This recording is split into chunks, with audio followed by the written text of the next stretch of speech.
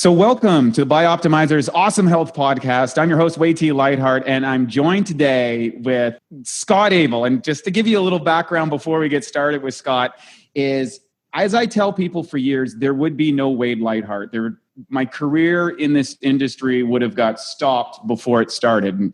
And to give you the backstory, in 1996, I first saw Scott Abel speak. And he was giving a guest lecture at the 1996 BC Provincial Championships, a show which I did horribly in.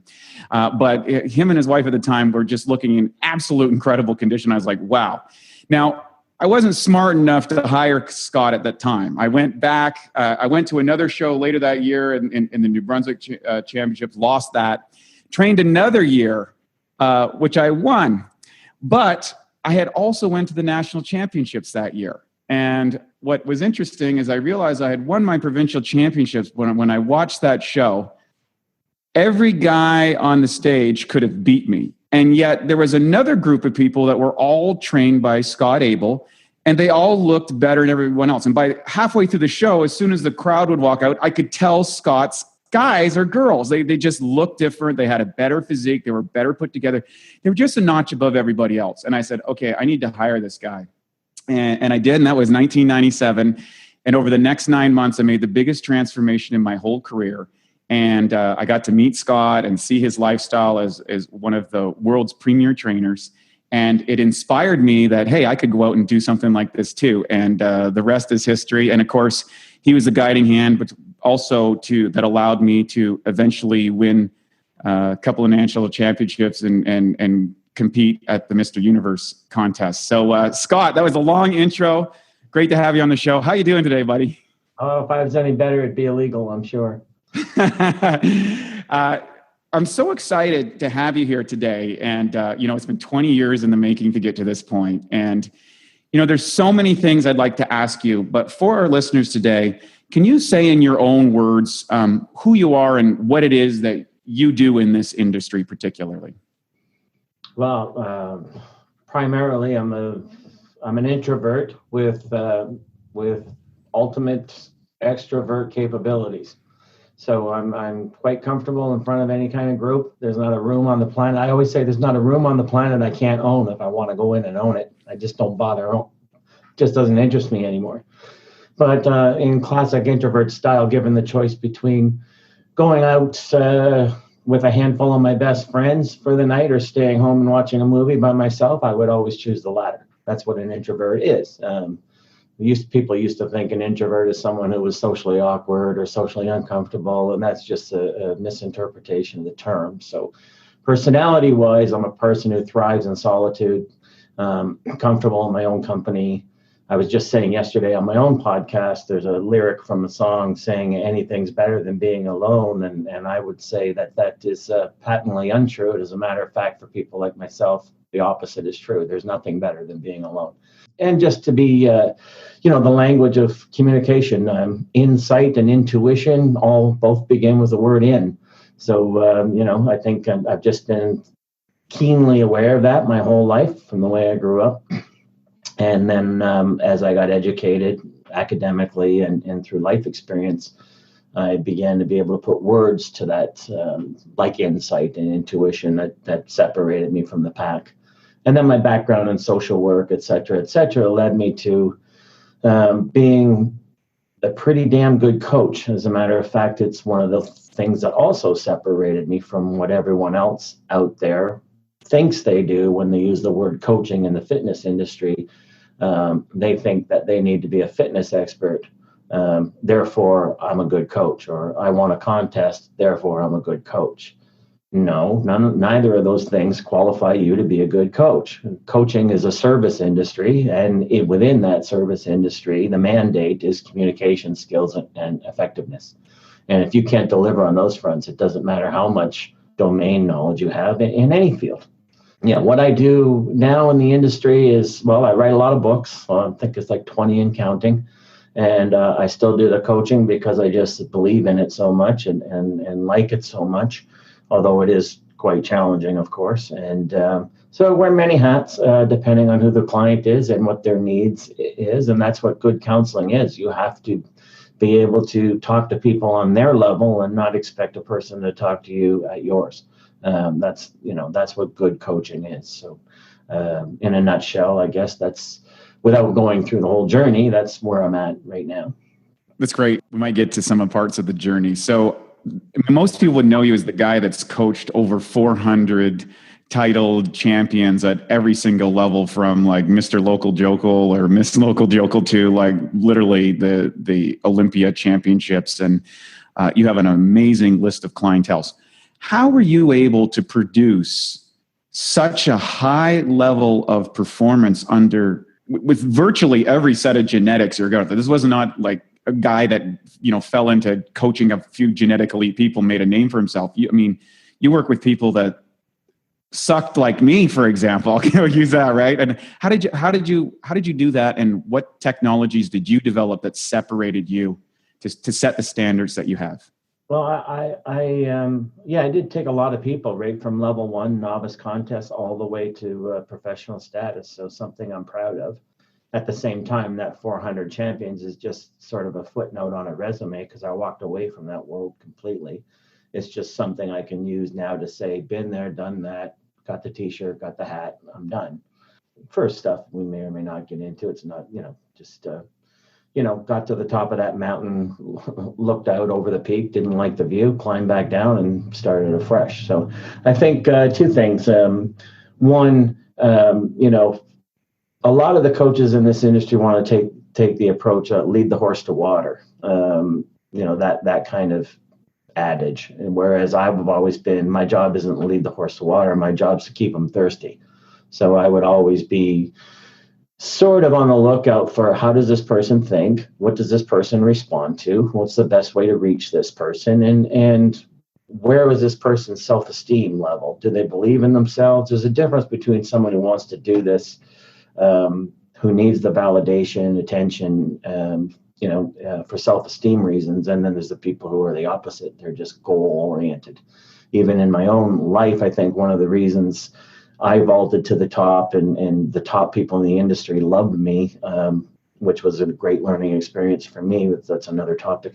But Joe Gold, Bob Kennedy, Joe Weider, and these people took a shining to me. And I think the reason was I never saw myself as a bodybuilder when everyone else did. I saw myself as an athlete doing bodybuilding, and which made it also easy to walk away from and separate myself from.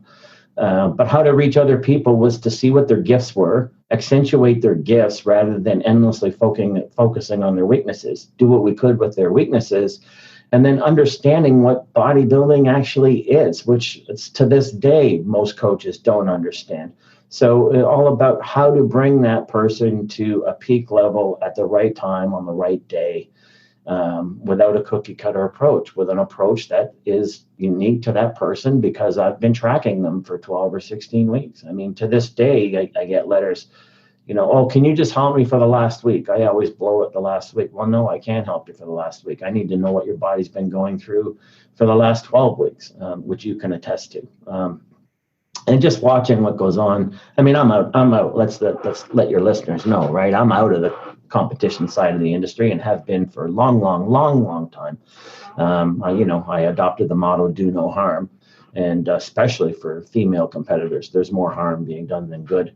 And see it right now, in our local area, it's almost contest time, and we see these people dragging themselves into the gym and dragging themselves over to the treadmill, whereas the only competitor I have in this one, and now I actually screen competitors. I won't take any competitors who aren't natural, and I won't take them if they have goal for a pro card. I screen them, and I think if it's a healthy personal goal, then I'll help them. And if I don't think it is, then I won't.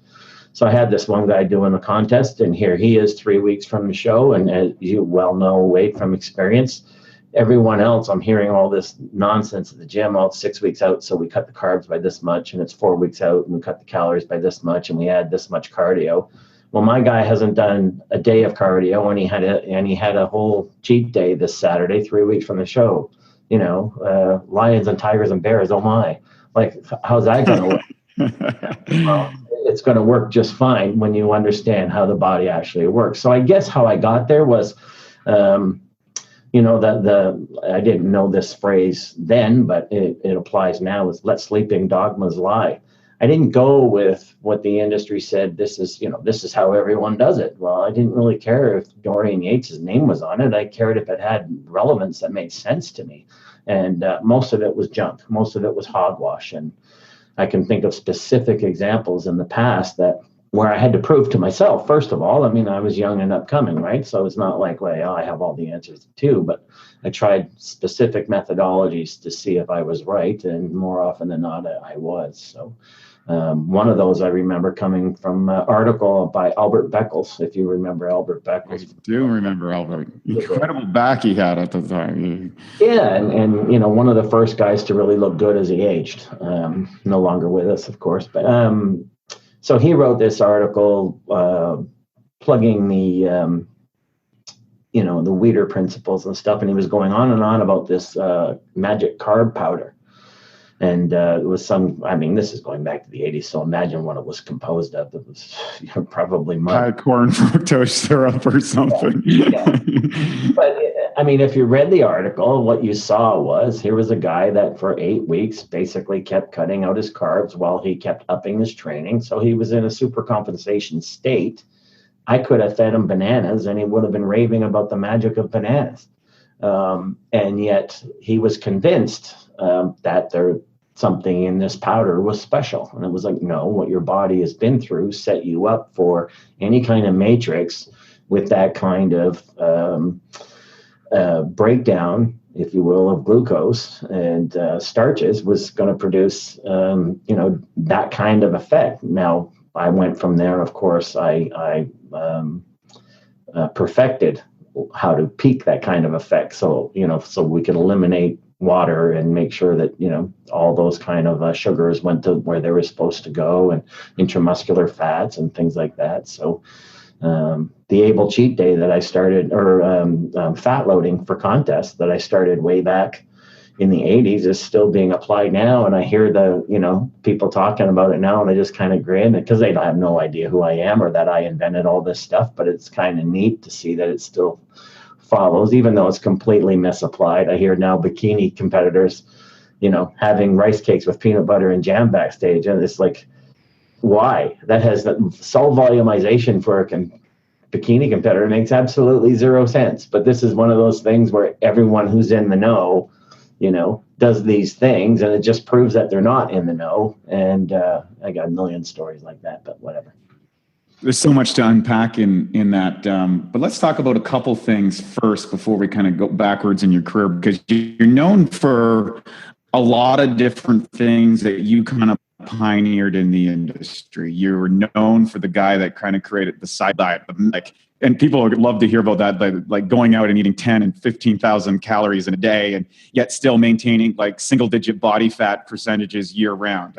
You were also one of the guys that developed metabolic training, that conceptualized behind that, where you didn't have to do cardio and full body things, and your dungeon training series. There was the tenets of innervation training that you developed as well, of methodology for body part training. How are you able, you can comment on any one of those, but how is it that you've been able to continually innovate for what you've been doing is how many decades? Four decades? Yeah, 4+. Yeah, I'm definitely long in the tooth. Yeah, I guess it was just one of those things, and I was fortunate enough to be in a liberal arts education, which is different than other forms of university degree pursuits, in that they don't teach you what to learn, they teach you how to learn. And that was a big thing. So since my interest was in actually the field of bodybuilding, I would like to use a wider term, fitness, but at the time, let's be fair, bodybuilding was sort of, my specialty. And I just always had this capacity.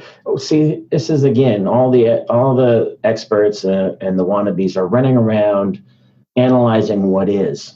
I could always just be able to see the trend of what's next. And I could always just see that. Like, for example, for, your listeners, I was around before there was any kind of real female element to the sport. So then they had female bodybuilding. The female bodybuilding became a little too hardcore for most people to take. They came up with fitness. Fitness, if you didn't have a cheerleader or gymnastic background, then it really wasn't fair and truly, and that is a fact, it really wasn't fair because the people with that background would do great because of the fitness routine demand. So they decided to create figure and then subdivide that, and then more people could, fit into that category. And then, of course, if they didn't have the classic wide clavicles and narrow hips, then, of course, that was now unfair. This is where it was getting a little bit ridiculous to me. So they created bikini.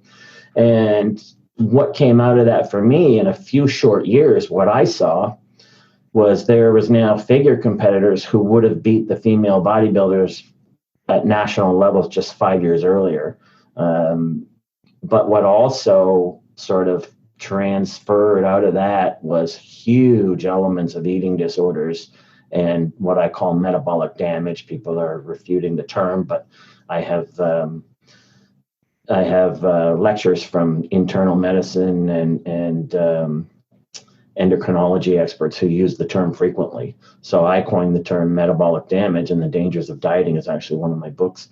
And I just couldn't deal with it anymore. I mean, there's these ladies who, one of the classic lines that I use now is how many letters I get from ladies who say, I wish that I'm as fat now as I was when I first thought I was fat. And then what the dieting and the ill healthy stuff that goes along with competing in female physique presentations. I saw it coming. I tried to do something about it. And then I realized if you're not part of the solution, you're part of the problem. And part of the solution in that realm is trying to dissuade females from getting involved in it. So what was that like? Okay, you kind of accelerated as the premier trainer out there. I mean, certainly one of the best of maybe of all time in the industry, in the what would a lot of people would call the hardcore bodybuilding industry. And then you have all this sort of stuff. And suddenly, as you said, you're at the top of the mountain, you don't like the view, you climb back down. What was the trigger that kind of made you? Because what was interesting is, I'm going to talk before that, you had achieved all that stuff, you climbed back at the mountain, but then you went and conquered a few more peaks in a similar way, but in a more, I don't know, would you call it a more holistic way or just a different perspective? Like, how did you get to that? Or what was the turning point for you to say, you know what, I can't do this anymore. I need to find another way. And what was that journey like? It's kind of a long question, but. Yeah, well, I mean, the journey itself, I think anyone who lives a real life where they live a life of passion, they're going to come to a crossroads. And they're going to have to make a choice. And it was just funny because I was already done with it. I mean, I was sincerely done with it. I think I've told you this story. I was mandated, contracted to guest pose at a pro contest, and I did. And I was supposed to go out at intermission and sign 8x10s. They did that back then and take pictures with the fans and stuff. And I was so disgusted with what I heard and saw backstage that I packed up my stuff and I left out the back door and I said, I'll never go to another contest again. And I still had contracts to fill, right? But it was funny because that was before I actually had my own sort of transformative experience, right? And I think that just accelerated everything from notions and ideas to realities. There's sometimes like you've got to, there's an old saying that some people believe in God because they're afraid of going to hell, and other people believe in God because they've actually been there. So it was one of those things for me where one thing sort of snowballed into another thing, and it was just realizing that I wasn't actualizing my talents at all. If anything, I was being exceptionally lazy for the talents that I was given, and kind of got a booming message from beyond that if you're not going to use your talents, I'm going to take them from you. And you're not going to have the option to use them. And so that was kind of like, but it was also an awakening all around me, right? The industry had changed. I never liked being in the hardcore end of it anyway. I didn't like I was sometimes, because I was the smartest person and I'm not saying that to brag, it's just the way the industry was, because I was the smartest person that the magazine publishers knew, they would mandate me to write the tricky articles about drugs and things like that, because they knew the top bodybuilders couldn't. They couldn't rub two sentences together, basically, even though they had great physiques. Mm-hmm.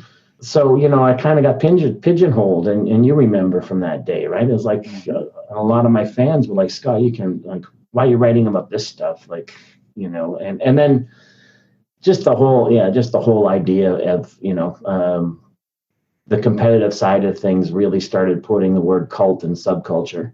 And and like I said, once the proliferation of the women's side of it exploded, and you could see the exploitation of the females at every level, which continues to exist now. I mean, $800 for posing suits, that are barely wider than dental floss, competition fees, entry fees, membership fees. I mean, they're just picking these people's pockets. And then you watch the damage to their metabolisms and their psyche. And, I just couldn't be part of that. If anything, I wanted to heal. And it got sad to me that in order, people think that they could only look their best by feeling their absolute worst. And for me, that's not health. That's not fitness. That's not balance. That's not anything that I want to be remotely associated with ever. I mean, you saw some of my guest posing routines, 5 minutes choreographed to music. I mean, that was fun. It was fitness. It was for other people. And now they can barely drag their onto the stage and off without collapsing, and I can't be part of that anymore. Got it. So where do people, would you say, because you've been doing this for so long, there's so much to go here, and I knew this would be great. I don't know which way to go, but I'm going to go with this one. Health, fitness, and performance. How would you define the differences, or do you see them as the same thing? How would you define that? Lately I've been trying to it's part of my program design masterclass course. I start at ground zero. We have a thing, program design masterclass is exactly as it sounds, how to design programs. We get people who lump these things together, right? Health, like they are one and the same. And I think that's a big assumption in the population, actually, that they just see someone that's got a six-pack and assume that they're healthy. Yeah. And we just did a podcast with a former client of mine. She was on American Ninja Warrior twice, and she won a pro card with me and all that, natural and everything, just a genetic freak of an athlete. And, she was just saying what a facade all that was, like just being there and watching just how run down everybody was. And even the young lad I told you about that I'm helping out, and for your listeners, I don't do competitors anymore. And even though that's all we seem to be talking about right now, he was describing his first contest experience. His parents came to watch him, as most families do, but they hadn't seen him in a while because he lives in a different place. And when his mother first saw him, instead of high-fiving him and being all excited for him, she started crying because he looked so terrible, in like only a mother could see, right, with the sunken eyes and all that. And then, the other element is people within fitness define fitness within very narrow margins that aren't true. So if I ask, if you and I right now had a live audience and I said, I want 5 people out there to give me their definition of fitness, almost all of them will talk something about max VO2, or they'll talk about limit strength, or they'll talk about cardiovascular conditioning, and none of those are a definition of fitness. The simple definition of fitness is the ability to meet the exigencies of everyday life with ease, with plenty of energy to spare in case of emergencies. That is the pinnacle definition of fitness. They put the physical in front of it without using the word. You want to talk physical fitness, then you can break that down. But in terms of fitness in general, it's just the ability to meet the daily vicissitudes of life with ease, with plenty of room to spare in case of emergencies. Now, that also talks about psychic energy, mental energy, emotional energy, what I call mental and emotional fitness. So people are not understanding any of these terms, even at their most basic level. And what a quote that I've come up with lately that I seem to be repeating a lot is that there's far too many people engaging in this industry with the spirit of fitness, but with absolutely no concern at all for the fitness of spirit. And I think that is, that is something that anyone who's been a client of mine, that's part and parcel of what we do. The training program and the diet, that's just a vehicle. What we're driving is personal growth, because what I've always said, I was, it can't be enough way back when I first started doing seminars, I said this even back in the 80s when I started doing seminars, and that was this: if you're 165, 180 pound a bodybuilder and you're an asshole and you put on 30 pounds of muscle and don't learn anything, then you're just a bigger. The whole idea should be personal growth. It should be that thing that you do that tunes you into yourself and helps you to become even greater than you were, and it's a great way of self-communication. Any endeavor, whether it's someone gardening or someone who bird watches or someone who tinkers with their old cars or something like that. Any self-connecting activity should enhance personal health, spiritual growth, personal growth, psychic maturity, things like that. But you see so many people involved in this, what we call lower levels, and I don't want to lose anybody here, but very important to me and how I work, since you asked, is trying to get people to transform from lower levels of consciousness to higher levels of consciousness. And what that means is, at a very simple level, there's people out there whose psychic energy is around stimulation, validation, and attention. So the modern world with social media really, really draws them in. Whereas a higher level is about autonomy, mastery, and purpose. And those are the higher levels of consciousness. And people can float in between the two, but you're usually either one or the other. Autonomy, mastery, and purpose means you don't need the validation of other people. You already know you're on a higher plane doing good work. And I think that becomes an element that's self-reinforcing and self-motivating. So hopefully that long-winded answer to a well, it was a long-winded question, and I think it's a valid. I remember one of my teachers, Dr. Hawkins, said, "Excellence is its own reward." True that. Yeah. And you've defined excellence in a lot of different areas, both as originally you got that start in bodybuilding, also with your own physique, the level that you were able to achieve with that, and then coach other people. But now that kind of made a change, and now you're kind of evolved, I guess, would you say, your training, and what are you focusing on today as a coach? Or I guess this has been going on for the last 10, 15 years, you kind of made that switch? Well, yeah, we are, all of us, a work in progress, I would think. Like I said, a lot of brilliance is subtracting what you don't need from your mind. Another part of brilliance is realizing that within yourself, your mind is primary real estate.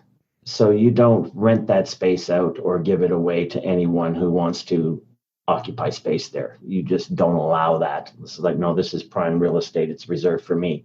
And, my mind is my castle, and I don't accept vagrants.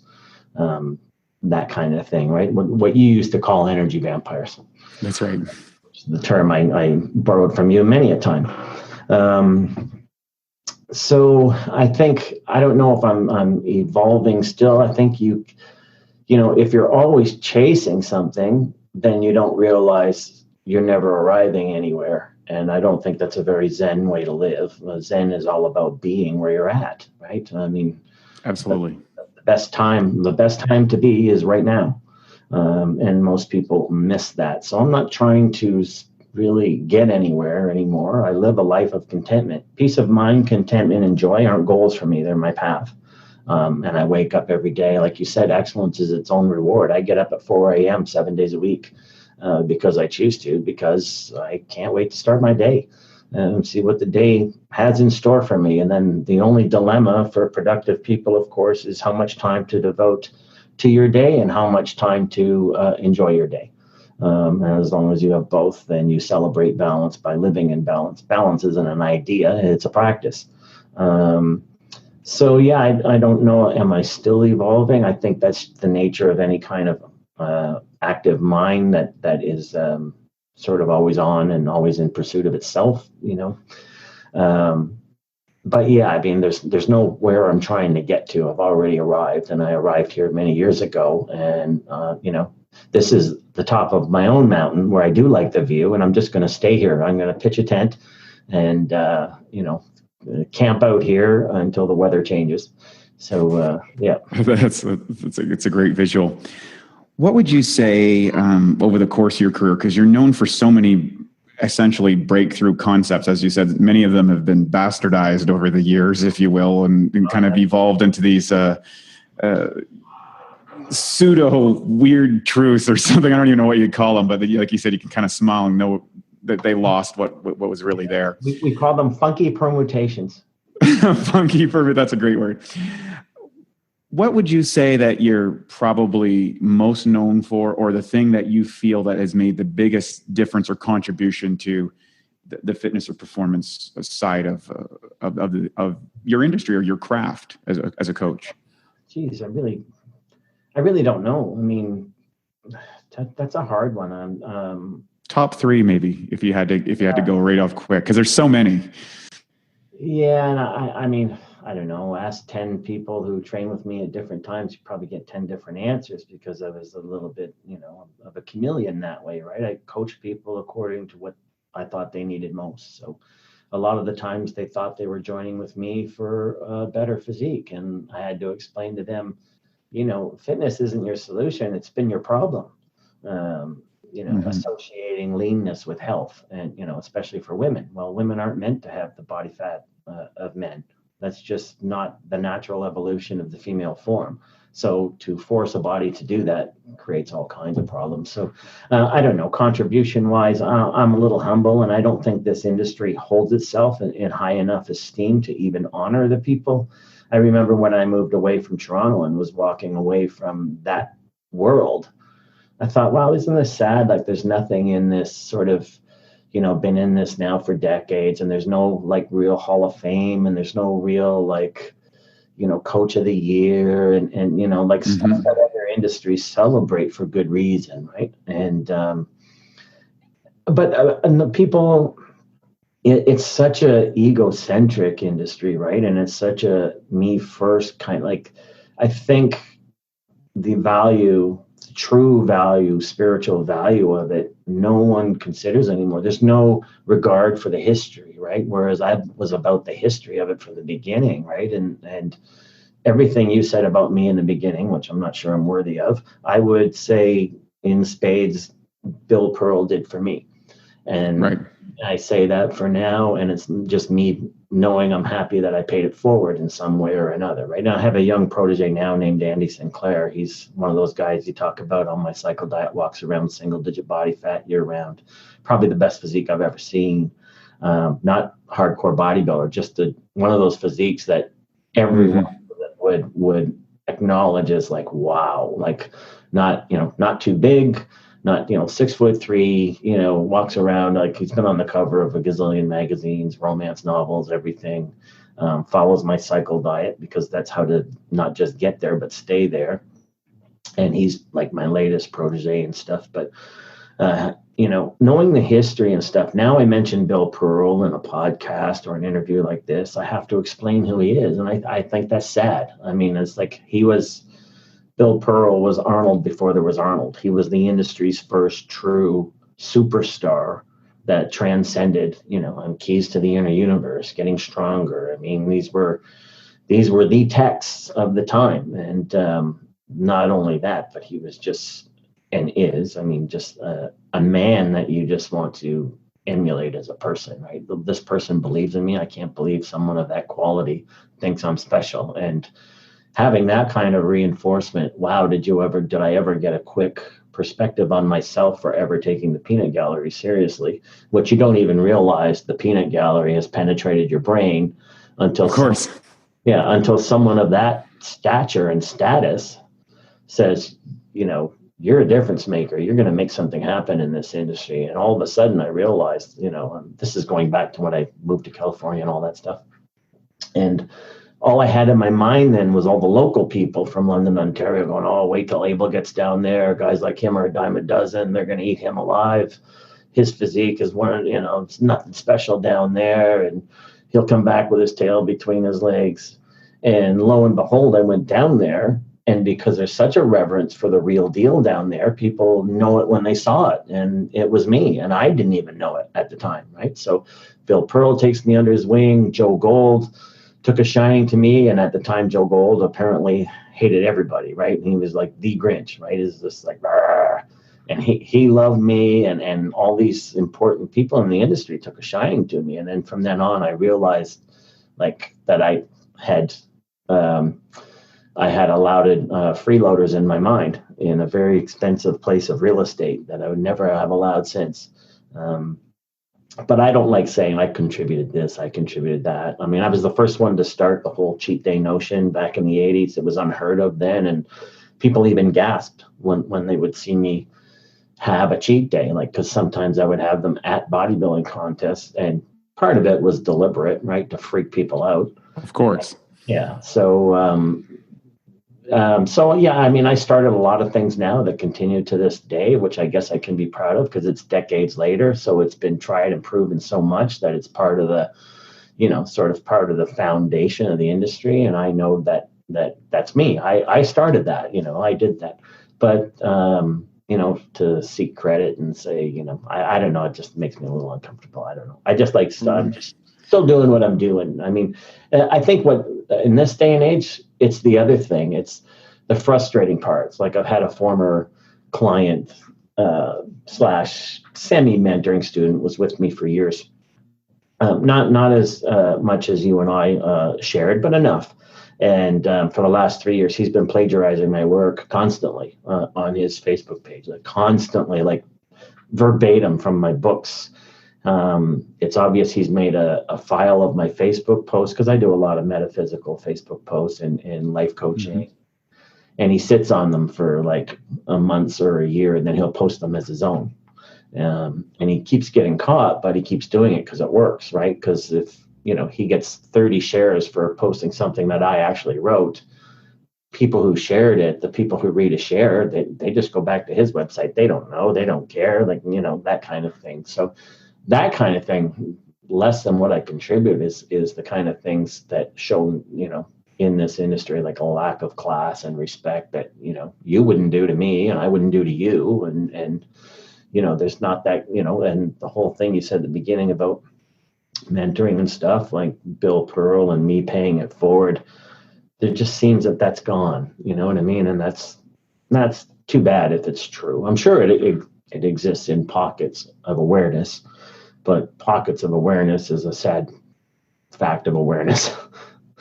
It's something I've noticed across excellence. And you mentioned Bill Pearl and Joe Gold, and I had the opportunity to meet them both. And Joe also was very helpful to me at a defining point in my life. And I met him down at World's Gym at the time and had a nice experience with him. But I've noticed that people who produce excellence in any field tend to have a reverence for the history of the field. In other words, they're students of whatever that field is. They learn from the people who produced excellence in the past, and they got to know them, and they started to compare different styles and then kind of come up with their own ideas of those foundations. Aside from, say, those individuals that you mentioned, where do you get your information, your ability to actually extract the data, extract the scientific principles, the biochemical truths that you then go and test in your kind of lab of the Scott Abel lab? You do this on a regular basis to develop these various technologies. How do you go about doing that? Because I don't think there's a lot of people that do that in this industry for certain, but they do in other industries. Yeah, they don't. Ironically enough, one of the other industries taught people that do that or have done that. Two people come to mind, Warren Buffett and Albert Einstein. They both were particularly adept at what we call emergent norms, or looking outside for an industry completely different from the one they're in, and then taking elements of what someone's saying in that industry because it's relevant to their own. We were just talking the other day on my own podcast that I think things changed for me, and like I said, I've always been intuitive. I've always had insight that was sort of beyond my years, even as a kid. But specifically to this industry was, I had to, in graduate school, doing my master's degree, I had to take methods and statistics, and I hated this course. I just hated it. I love the metaphysical stuff. I love the esoteric stuff, and let me read like existentialism and stuff like that. Let me read Freud, contrast him with Marx. Don't make me do this. But ironically enough, now I realize that that was the best gift for the industry I'm in that was ever given to me, because that was very intensive course on structure and design of research studies, how to break them down, when and why and how they're relevant or irrelevant, critical theory, critical analysis, what is a certain piece of research missing? What does it need to build on? And I mean, we had to do this like epically and like I said, I went into it kicking and screaming, but I realize now it taught me something that is so beneficial in this industry right now, because everyone's sort of like, the Time magazine article from just, or cover, from just 2 weeks ago, like the truth is dead or something, or is truth dead or something like that. And our industry thrives on, it's funny, I'm going to do this tomorrow, actually. I'm so tired of hearing people writing me the new phrase, I guess, for these wannabe trainers out there is, I'm an evidence-based trainer. I'm like, right. What the hell is that supposed to, I don't even know what that means, but they'll take one piece of research and call it science. Well, one research isn't science, and this industry doesn't exist in what we call the hard sciences, where you can say 2 and 2 is 4. This industry has all kinds of shades of gray. So, one guy will say, I'm an evidence-based trainer, therefore we do this kind of workout. Oh, really? In a world with a sea of conflicting research studies, just come to mind caffeine. I can show you 20 studies that are for it and 20 studies that say maybe not so much. So if your evidence is research, then you're kind of missing the friggin' point. But doesn't it sound nice? Doesn't it sound like I'm an evidence-based? Well, I'm an evidence-based trainer, and then what you see below is a lot of footnotes for research. I'm like, well, sorry to burst your bubble, but I'm an experience-based expert. And I'll allow science to inform me, but I don't chase it around. In our day, I was getting attacked left and right for saying sodium is our athlete's best friend, and one of the best things that my athletes would take that other competitors wouldn't.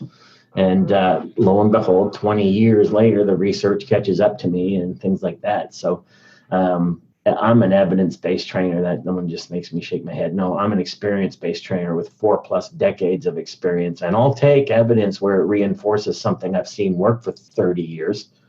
But don't call yourself an evidence-based trainer because keto diet is the latest vogue trend and you want to hop on board that bandwagon and someone sent you a research study, therefore you're evidence-based. Give me a freaking break on that, right?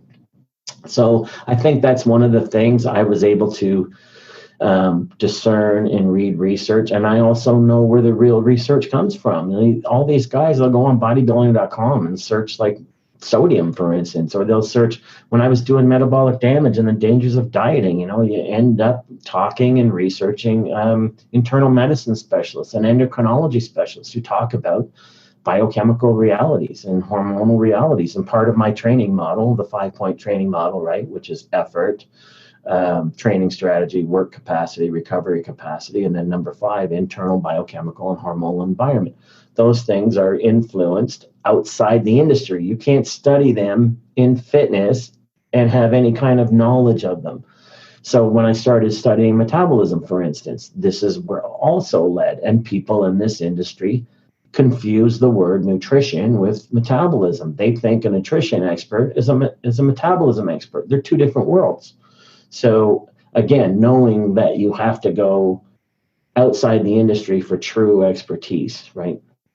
I mean, we know about the metabolic compensation system, that it takes place over the long term, not the short term, but that doesn't suit what sells in this industry, right? Which is short-term transformations and transformation experiences. And we know that metabolism works in 3 realms of time: the immediate, the residual, and the cumulative. And the cumulative is the most important.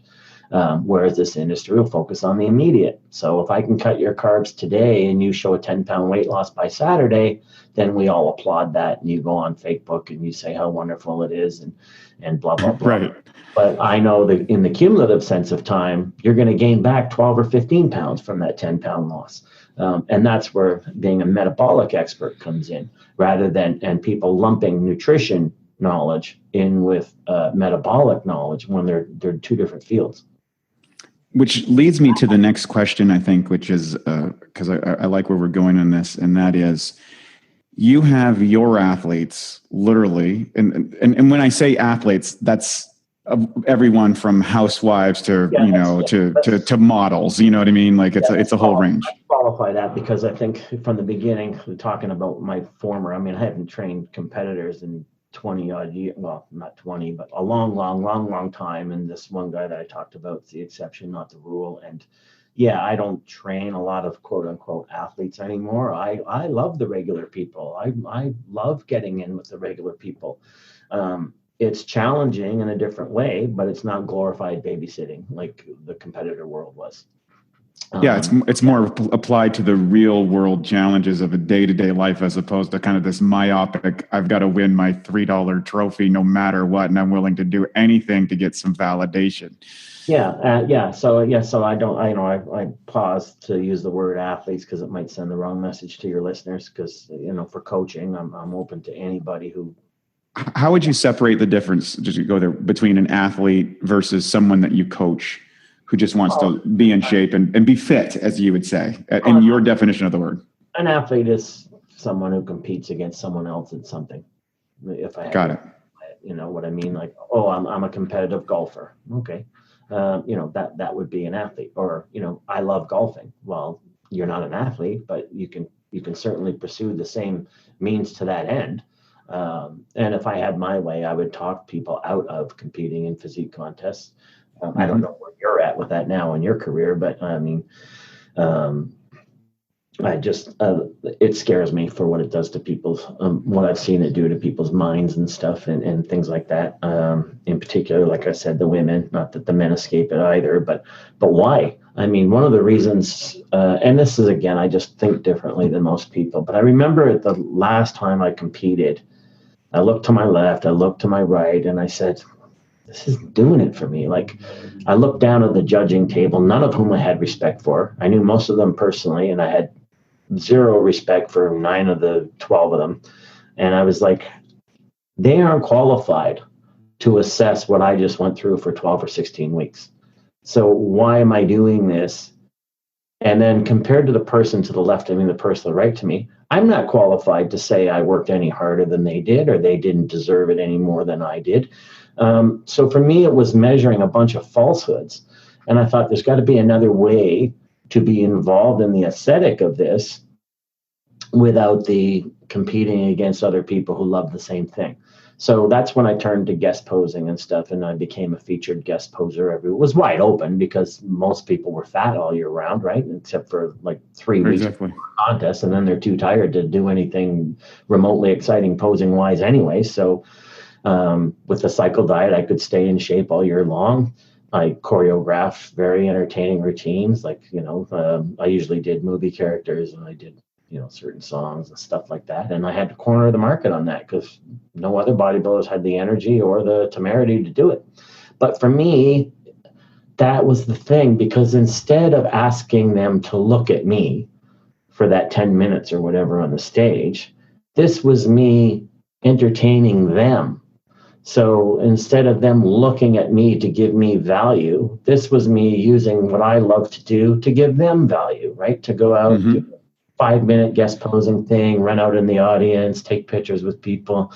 For me, that was way more important and way more sort of in tune with what I would want to do with it all, you know. And then, of course, the aesthetic is just sort of a lost art now. I mean, I guess it's coming back a little with all these subcategories, but I don't follow it that much. Right. So going back and in my own career, I would say this. People ask me about that sometimes, and I say, well, bodybuilding was my yoga. Bodybuilding was my discipline. Bodybuilding was my practice, and it was a very internal practice. It's something I started in a garage by myself in the middle of New Brunswick at 40 below, training in a snowsuit, you know, kind of crazy. And I remember someone asking me, my parents asked me, why are you doing this? And I'm like, because I have a vision of what I want in my life. And the principles I learned from that sport translate it. But, you know, you do get to that point where you realize, well, wait a second. And I can remember sitting at your house, and I think it was 1998 after the Nationals, and Ronnie Coleman was kind of on the scene. And during these, and I was like, you know, it doesn't really matter what I want to do. It's not going to happen for me there. I need to redefine that in my life. And that's when I kind of branched off into my own career and my own fitness career and coaching other people, and got so much more out of it. But I always say, you know, I learned a lot of principles in that process.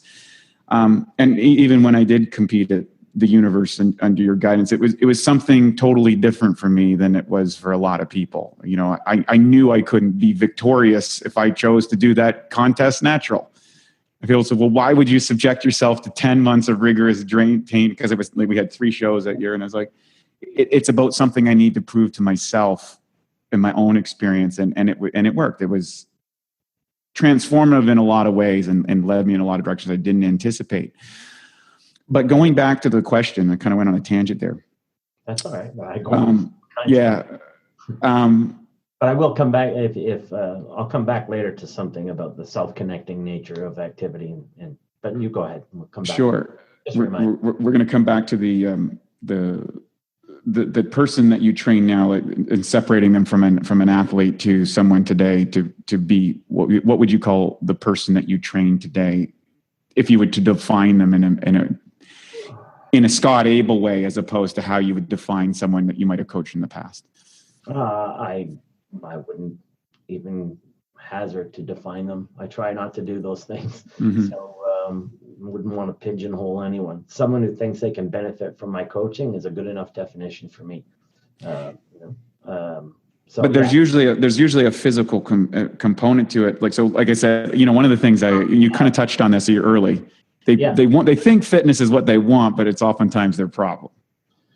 Well, yeah. I mean, comes to mind, I have a husband and wife couple that I use their transformation pictures often in the last year. Their transformation pictures are unbelievable, especially her. I mean, when I post them, people think they're photoshopped or whatever, because she looks like 25 years younger, but she doesn't look like any kind of competitive athlete. She just looked frumpy and overweight.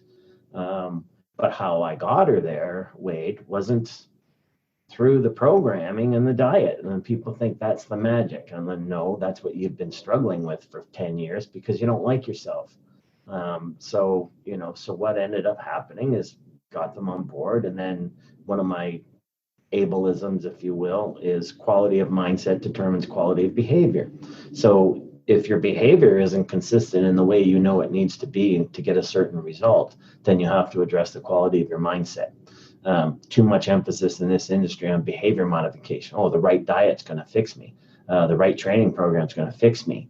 I'm going to lean out by doing these things. Well, no, you've never stayed consistent with them in the past. So you're definition of insanity, right? So when I go in and by coaching something that personal training can't do, you can see their mental patterns and where they get stuck, right? And then so what I did is I got rid of their stinking thinking and got them on a path of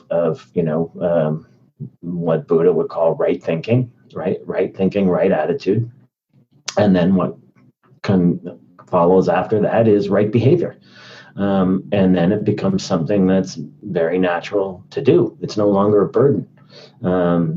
So yeah, I mean, that would be the kind of thing to get them outside their own head, get them away from the obstacles. Too many people, this is a, CBT kind of thing, right? Cognitive behavioral therapy, but too many people end up in a trap. They're trying to move away mentally all the time from what they don't want, rather than moving themselves toward what they do want. So they end up anchored in negatives. Right. So it's like, the first exercise I get people to do in workshops, very common one, right, is, okay, for the next minute, I'm going to ring a bell every 10 seconds. And for the next minute, you're not allowed to think about elephants. Go. Right. And then every time, how often do you think someone's going to think about elephants when you tell them to tell their minds, don't think about elephants, right? Every elephant of every shape and size that you ever could dream of is coming through your mind in the next 3 seconds. Exactly how people take their motivation for a physical transformation, right? If they struggle with food, they're always thinking about that struggle and the food. So, they have this battle mentality, right? Oh, I struggle with cravings, or, I won the battle this week. I didn't cheat on my diet. And I said, well, that you won a round, right? So what? I mean, the important thing mentally is to not to be in the ring to begin with. You shouldn't be in battle mode, right? Mm-hmm. And the way to get away from that is to stop telling yourself there's something to fight. Move toward what you do want. Learn to dial down the emotionality of what you don't want. And teach people that, and right behavior falls into place, and it's not as arduous, and it's not as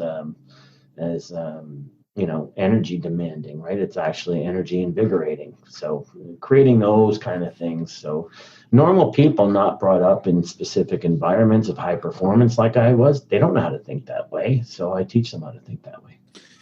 It's kind of like transcending limited paradigms and infusing them with, techniques that lead to self-realization, if you will, in a variety of areas, and are transcendent in other disciplines. I think if you talk about those concepts on that level, people zone out because you're already speaking over their heads, and they feel like they're being talked at, not talked to.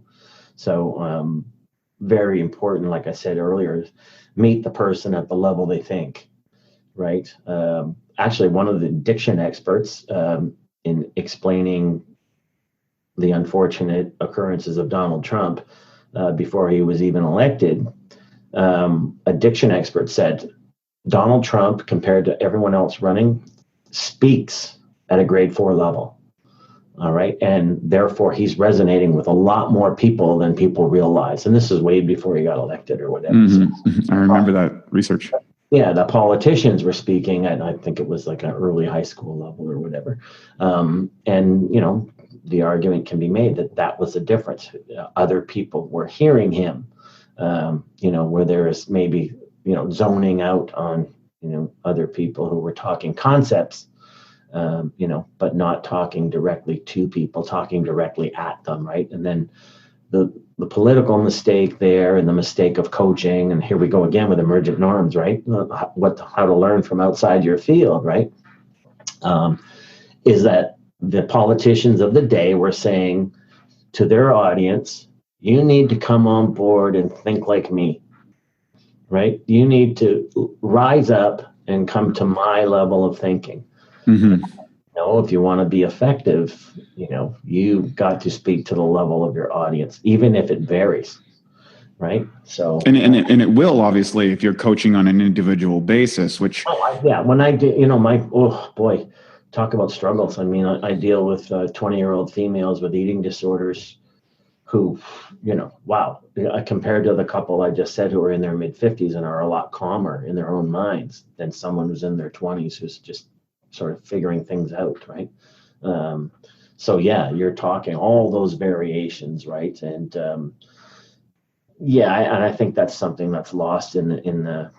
Unfortunately, there's not a whole lot of true coaching programs out there that people can go through, and because the coaching out there right now is so cemented to physical stuff, right? Whereas coaching, like I said, it's a service industry, and people need to realize that, and it demands really good communication skills.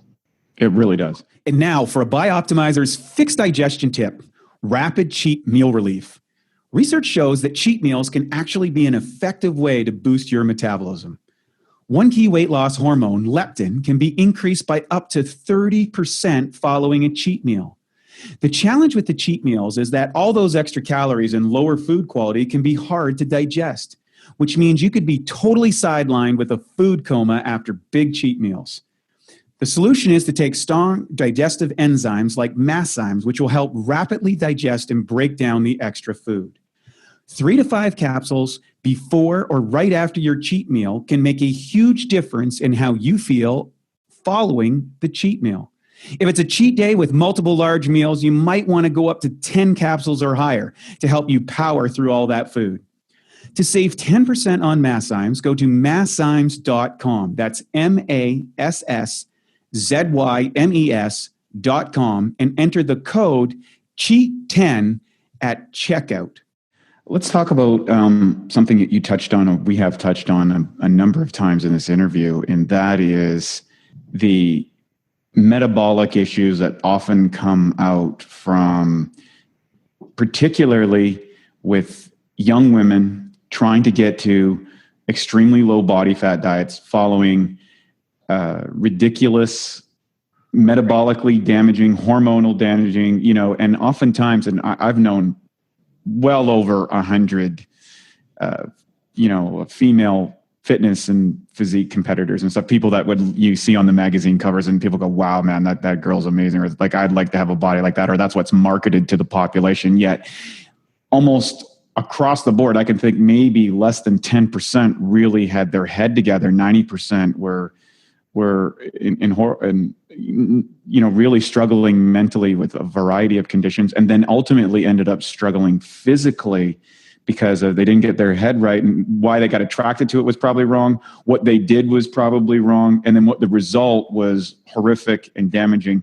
Can you talk about the dangers that are involved with that kind of aspect that so many women today, young women especially, are seeking validation through a body fat level or how they look on a Facebook post or building self-esteem from that? And what are the things that they're doing that gets them into trouble? Why do they get in trouble? And how do they get out of it if they've gone down there? So that's a lot to unpack. So, but I think this is really, really important because, I've seen so much of this so many times. I'll give you a second to think about it. And I always say, I continually send people over to your books on metabolic damage and, the other side of the mirror and these type of things. You want to talk about that? Because I think you're probably better qualified to talk about this than maybe anybody because you've seen the train wrecks. Yeah, and it's awful. As far as who looks good on a magazine and trying to emulate them, I've said from the beginning, this industry's full of $1 million bodies with 10-cent heads on top of them.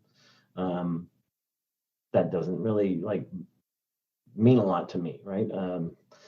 But when I started to see it happening, of course, I had to get to the bottom of it.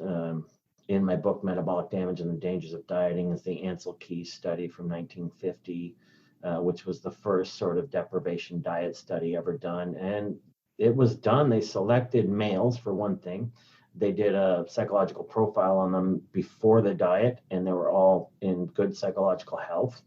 And in 6 months of a diet that wasn't nearly as extreme as what goes on in the fitness industry, they basically lost their minds. One guy chopped off his thumb. They developed habits that were very, very common to the fitness industry today. Excessive gum chewing, excessive coffee drinking, hoarding, overspending, basically neuroses coming out in another area, right? People can read all about that. They can type in 1950 Ansel Keys study. And there was all kinds of psychological and social consequences as well. And then there was metabolic damage here's the thing, it went on well after the diet was over. 12 months later, there was still damage. Now we fast forward today, And in the last year, in one of my podcasts, if you want to put it in your show notes, we'll add it. Yeah, we'll add all these things to the show notes because there's just so much knowledge to unpack for people to dive deep, especially for those people who might be struggling with these conditions. Track Mike down and he'll send you the link to the study that was done. I think it was this year or last year. They studied the Biggest Loser contestants from the popular show Biggest Loser and looked at their metabolisms a couple of years later. Sure enough, metabolic damage in terms of a repressed, suppressed, sluggish metabolism, even though, their deal with weight loss is well behind them. Now they've got this narrow energy window that they can work within that they can't go outside of. So basically metabolic hell for the rest of their lives. I call it life inside the thin cage. So you see these ladies, for instance, now, oh God, you're bringing up all kinds of stuff in terms of my journey. I had a male talk about the Ansel Keys study who just wanted to be a bodybuilder more than anything. And he was, he had the genetics to be maybe good at checkers or chess, and that would be about it. But he wanted to be a bodybuilder, on the juice, all this and that, ended up on all kinds of supporting drugs, if you will, like Vicodin, and I don't even remember really, but all based on his desire that he couldn't have his goal, right? And he ended up hanging himself in rehab, all over the fact that he couldn't, have six-pack abs. Another client of mine that I knew quite well, Tommy Hall, got his pro card with me, won the North Americans, won the Canadas with me, the drill, whatever. That was quite common for us, my stable of athletes. Anyway, decided, and I told him, I'll help you get a pro card, but after that, you're not going to do anything at 170 pounds. So that's great. Move on, right? Well, he decided he had to do at least one pro show, and I wasn't the guy to help him because, he was convinced that he had to put on 25 pounds of muscle, and the only way to do that is with, upping the chemical arms race, as it were. So we went to the people that were into it back then. I was already removing myself from it. I just didn't jive with me anymore. Anyway, before he even got to even consider his first pro show, died of a massive heart attack. Another former client of mine quit with me for pretty much the same reason. I wouldn't help him escalate his drug use. Died on the gym floor at 44. Right in the gym, training a client, quote unquote. Now for the ladies, a lady that I didn't train, but I knew quite well when I used to, sometime I'd work out of Alberta. Back when I lived in Toronto, there was a year there where I had all kinds of clients in Alberta. So I'd fly into Edmonton, go back and forth. That's when they were all winning from out there. I recall that time. There's other people out there who were doing some training stuff that was pretty awful, and their people were winning too. But you can emaciate someone and load them up with drugs, and they would look technically ripped, even though they can't. Sure. So there was this junior girl, and I wrote a blog on it actually, and the blog is called quote unquote, because that ended up being her nickname, because she was with these trainers who had her eating 10 or 12 pounds of fibrous veggies, and her stomach couldn't handle it. So she was getting uncontrollable explosive diarrhea and getting off the exercise bike and running into the bathroom and literally spraying the walls with diarrhea and stuff. And, oh, jeez. But she won, right? Which is the worst thing that can happen to a woman in the physique industry, is to win, because then they want to keep going. So she won junior nationals twice, or I don't know how many times, whatever. And sure enough, what I predicted before I had the evidence, this is again one of those insightful things where I knew there's trouble. You know where this is going. You know where this train's going to get off the track. Everyone's celebrating this young kid, and she won, and this and that. Well, I don't know how many years later it was, 6, 7, 8. She was well over 200 pounds, writing me for help. It's that's the damage that was caused all those years ago, that you threw your body completely into metabolic hell, and it's been trying to deal with that ever since. So in an ill-advised diet, your body will build up. The body is so freaking wise and brilliant. That's part of what attracts me to all this, right? But in any ill-advised diet, your body's going to build up the reserves to remember and not let you do it again. So if you start, your body puts all these protective mechanisms that we don't even know are going on, right? Biochemically and hormonally, all this stuff is going on. So even if you have one terrible rebound, you think, oh, I'm going to do it again. I really like competing.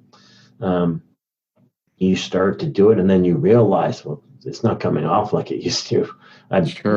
Why isn't it? I'm doing the same thing. Well, that's why it's not. Your body is remembered, and your body's saying, not again. I'm going to keep you alive. I'm going to keep It's having that Tony Robbins never again moment. Exactly. So, but the horror stories I've seen, I mean, ladies like hair falling out, hirsutism, growing facial hair. I'm talking about natural too. I'm not talking about the ones who took Right. And that's another thing. That's a whole other thing. Then you have the girls taking performance enhancers to win a bikini contest. Yeah. Don't even get me started, right? The whole, well, I'm not on steroids. Oh, really? Well, you're just abusing thyroid and taking clenbuterol and taking speed. And it just got to the point of like, really, like I've had them write me and say, well, I'm getting liposuction on such and such a date, and then I'm getting my glutes done on such and such a date, and then I'm competing 6 weeks later. I'm like, it just foolishness as far as I'm concerned. But the damage that can be done, see, those are the ones that no one sees a year or two later, right? Everyone, like you said, if you go to the contests, you would see the girls that won the year before or the couple years before, and they're struggling to get back in shape. They're in the sweaty pants, and that you can see emotionally how closed down and upset they are, yet they're kind of hanging around the crowd and hoping to get back there. They think they can hide it and wearing their Spanx or whatever, but not even the ones who like, they're so embarrassed that they just leave the industry. Like, sure, we've seen them. I know them. Yeah, they're not going to go to contests. They're not going to compete. Well, what are people going to see? It's a skewed result, right? What people see is on Facebook and everywhere is these before and afters, and I'm competing and 100 shares and 10,000 likes because they're doing selfies of their butt or whatever. But when the metabolic hell happens to them and they disappear in embarrassment, no one sees those numbers, right? It's like when in the bodybuilders in the juice days, right? It was like, well, they just they're it's not harmful. It doesn't do this and it doesn't do that, and who says? Well, the doctors say, because the doctors see the ones who actually end up in the doctor's office. So right. they have a skewed result in a whole other way, right? So my doctor doesn't know shit. He thinks like steroids can do harm, right? Because that's what he sees. You don't, because you and your buddies like celebrate the experience or whatever. And then, so a lot of the times people, see what they want to see, the old saying, there's no such thing as percentages. The only thing people know are 100% and 0%. So until it happens to them, it's 100% not possible, or it's a 0% going to hurt me. All these cognitive biases, essentially. Yeah, confirmation bias, all that stuff. But the other thing that just fries my bacon there, Wade, is all these, because the coaches out there now are so aware of all this stuff. Everyone and their brother advertises our diets don't do that. Our diets are healthy. Our competitors are healthy. People don't realize that it's not just the diet that you do. Mm-hmm. It's that I talk about this in Metabolic Damage and the Dangers of Diet. I talk about metabolic genetics. Right. Some people's metabolisms aren't going to handle being forced to go somewhere they don't want to go, no matter how you dieted.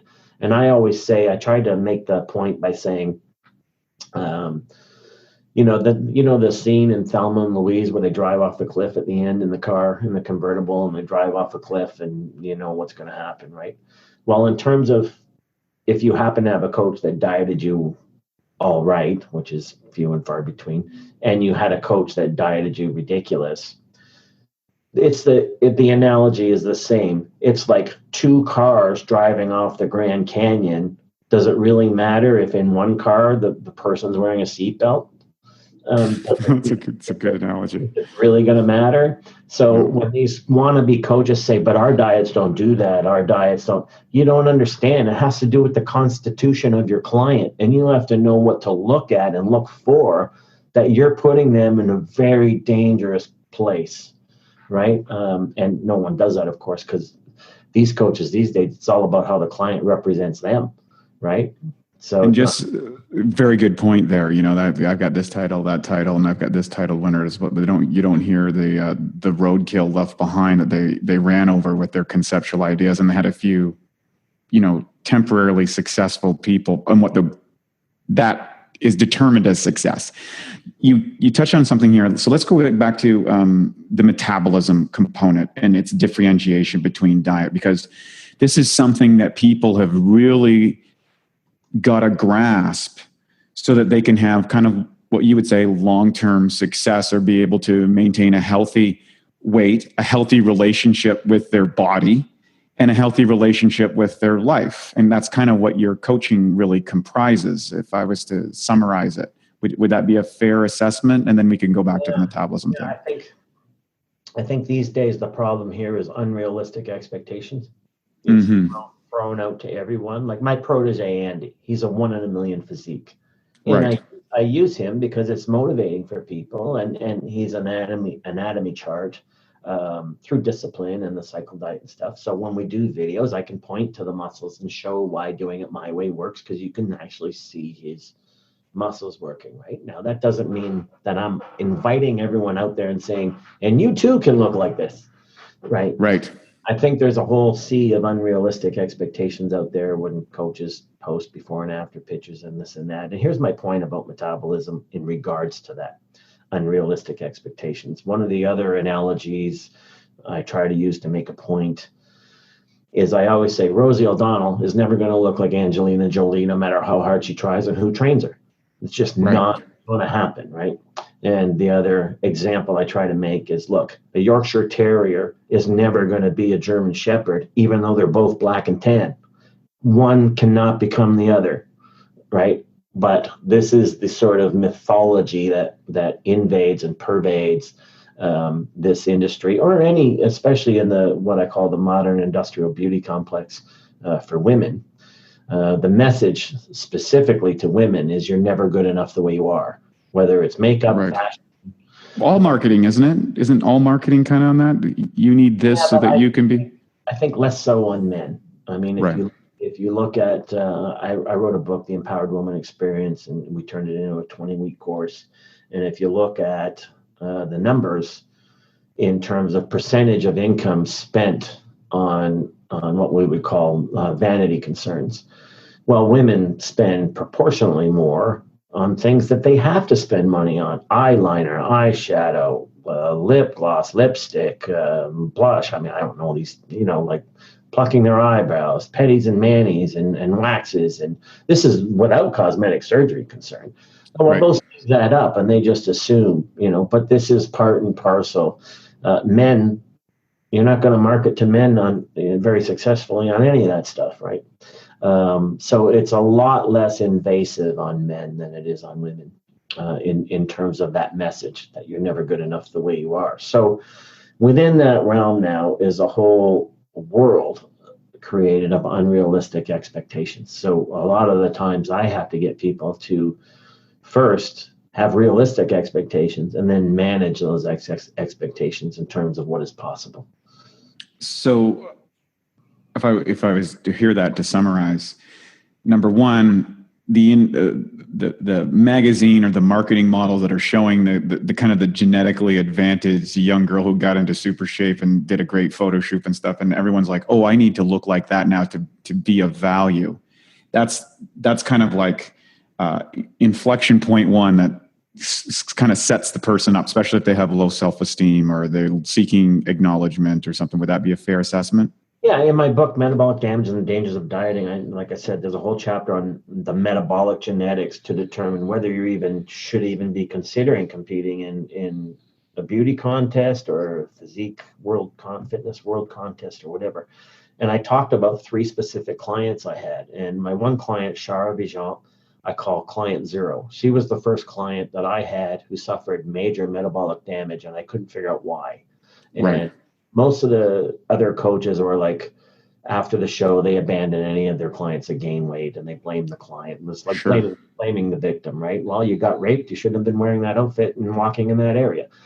Same idea with this, right? Oh, no, our diets didn't cause your metabolic damage. Your lack of control after your contest caused metabolic damage. Not true. But then I got on the other side of that equation, who I mentioned earlier, Desiree Walker, who's representative of the phrase in the athlete world that the greatest athletes are born, not made. And had the metabolic genetics and the physical genetics to just excel, right? And sure enough, I had her on my podcast, and sure enough, one of my clients who struggles wrote in and said, well, for my sport, I want to be able to do the kind of stuff Desiree does. Now, the kind of stuff Desiree does, Wade, is off the chart athleticism. I mean, I can say clips that you would just shake your mind and just shake your head and say, she didn't just do that. That's like photo trickery. She did not just do that. And then I got the client that wrote me and said, I want to be like Desiree, has 40 pounds to lose and struggles with food. Well, Desiree has never had 40 pounds to lose and has never struggled with food. So here we go again with managing expectations, right? And the worst thing I say for women is to get caught in what we call the compare, contrast, compete, right? Once you're caught in that matrix, that vortex, it'll suck you in. And, I just had Krista Scott Dixon on my podcast, brilliant lady, PhD in women's studies, works for Precision Nutrition. And we talked about all this because we both ended up with the same quote in our work for women, was that there's a quote, I forget who made it, but basically it's the man saying, the difference is men look at women, women look at themselves being looked at, right? So it's that's very astute. Yeah, and think about it. I mean, you look at red carpet shows for the Oscars or whatever awards show. Who's watching the red carpet shows? Women. Why are they watching the red carpet shows? To see what other women are wearing. And why are they doing that? To judge and critique them, right? Sure. So we got a lot of work to do to get healthy female mindsets where they need to be. Because women are flocking in droves to these contests, right? And then part of the question... I can't believe how big these contests are now. It used to be when I was back in the day, there was, 2 or 3 girls in the show. And now you go to a local show and there's 170 girls and 10 guys. Well, because they keep making the categories easier and easier, right? So that you don't have to have any specific talent. You don't have to have any specific work ethic, right? I mean, before I left, I had bikini girls writing me who never actually worked out. Like, they think I would do well at bikini. Yeah, you probably would. And they did. But they never really, I trained one of the world's top fitness models for magazines before the internet. And all she would do, I mean, she was basically just like the opposite of the fitness lifestyle, right? I mean, if you went to where she worked, it would be full of pizza boxes and ice cream boxes and chocolate boxes, right? And then if she found out there was a photo shoot, then for 4 weeks she would just cut carbs and eat nothing but protein and look good. And everyone, like you said, would look at the magazine and go, oh, she want to look like that. And I actually brought her to one of my workshops once, and I couldn't believe the amount of ladies who were asking this person's advice. Meanwhile, the ladies I knew were already outworking her, out dieting her, and yet they're seeking her advice, and she knew nothing of that world. Like, she knew nothing of sacrifice and that kind of thing. A lady comes to you, she's got metabolic damage. She can't get back, and she's kind of past the point of no return. What do you do? Well, again, we work a lot on the mindset. I don't tell them maybe right away that their goal weight is unrealistic. For why do you have a goal weight? Throw that friggin' out the window. Sure. Number means nothing. Right? The whole idea, I get them to do the and then what question 5 times, right? Oh, that's a great one. Yeah. Okay, I have a goal weight to reach 130, and then what? Well, then I'll blah, blah, blah, and then what? And then I'll blah, blah, blah. You do that 5 times and you end up to what the real motivating factor is, right? And I just said recently in one of my own Facebook posts, because, I'm getting older and I still look pretty good for a guy my age, and I'm just... I forget how I worded it, but it was the opposite of how people word things to me. They say, I want to stay lean so I can feel good about myself. And I say, no, I can tell you from my experience, it's because I feel good about myself that I stay lean. So we try to rework, if something is broken beyond being fixed, you got to get people to accept that it's broken beyond being fixed. All right, let's stop putting Band-Aids on it. Let's stop saying that, we can fix it. We just haven't found the right antibiotic yet. No, let's, say, look at, in one of my books, I think it was either Beyond Metabolism or the Anti-Diet Approach. A 2010 study showed that the people who gain the most weight in adult life are chronic dieters. So the people who diet the most gain the most weight. So the first thing you got to do then is prevention. An ounce of prevention is better than a pound of cure. I hate to use weight measurements, but that's the old Ben Franklin adage, right? So on that realm, I would advise people who haven't gone down that rabbit hole yet that if you've ever dieted once and gained all that weight back and then some, then don't try to lean out beyond your original weight. Don't compete in fitness bikini. You're asking for trouble. All right. Only the people with the metabolic resilience, I call it metabolic resilience, who can do the things I described, or have the metabolic genetics to go through dieting and whatnot. They are out there, right? And they tend to be the ones who represent the industry because they don't suffer. Right. That's kind of relevant to your coaching question, right? Like if they have the metabolic genetics, they don't suffer, they don't relate. That's why Wayne Gretzky was never a good coach, because he can't teach intuitiveness of how he played the game. So he tried to coach and he didn't do very well at it. I'm trying to blend that for you. So thank you for that. Same kind of thing here. Now, most of the people won't take that advice, and most of them will assume that it's that 0-100% again. They assume that their particular expectations are realistic. And then of course you got infantile ego, which you're familiar with, and all those elements that you have to coach around and understand. Like I've had them throw basic email tantrums. Like I've had, I remember in the past, a lady saying, frustrated that she wasn't taking the weight off, and is like, I should be allowed to go out and eat dinner with my husband once or twice a week like a normal person. I'm like, well, you know what? You are allowed to do that, but don't think that you're metabolically allowed to do that. You're in a different category now. And that's an unrealistic expectation that you can go out and eat once or twice a week with no cosmetic effects because of what you've done to your metabolism. So the statement on a lifestyle level was just fine. But on the infantile ego level, it was basically a tantrum saying, I'm stuck in this world where I can't even go out and enjoy a meal with my husband. Well, you did that to yourself. You program your body to respond in a very, very specific way. And we see that all the time. So for me, I guess I would call that the delicate coaching. You have to coach delicate. You have to know when to use kid gloves and when someone needs a good slap. And coaching is all about that, right? Coaching is all about nuance. It's all about when tough love is the right time and when it's not the right time. Those things have nothing to do with calories and grams and sets and reps. All right. They have to do with respecting people and genuinely wanting to help them. And sometimes that means like a wake-up call. Can people come out of metabolic damage? They've done the damage. Some, yeah. I've had some recover, but I mean, the recovery, like I mentioned earlier, the Biggest Loser study, 2 years after they dieted, I mean, they're still, no end in sight that their metabolisms are not going to just stay sluggish, right? So that means accepting that you're in this real tight diet window for the rest of your life, or just trying to keep control of it. But yeah, there are some whose metabolic resilience didn't kick in till well after you would have thought. I mean, even in the Ansel Keys study from 1950, the damage was 18 months later. I think it was still like depressed and suppressed metabolisms and psychiatric,